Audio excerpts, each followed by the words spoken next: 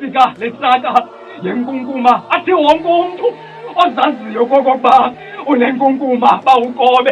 ayikhuphi inkunkuma yakhe ayibeke egeyitini ilizwi likaThixo ikwenzela okokokuba xa ifika isaka yenkunkuma neyakhe inkunkuma ikwazi ukuthathwa umfo kakobe ilizwi likaThixo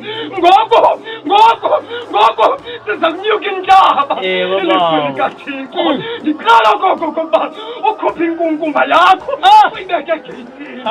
ilizwi likaThixo ithi xa ifika isaka kamaltiwesi iza kubuthi inkunkuma ingashiywa neyakho inkunkuma ilizwi likaThixo ngoba bawukobe iinkunkuma zethu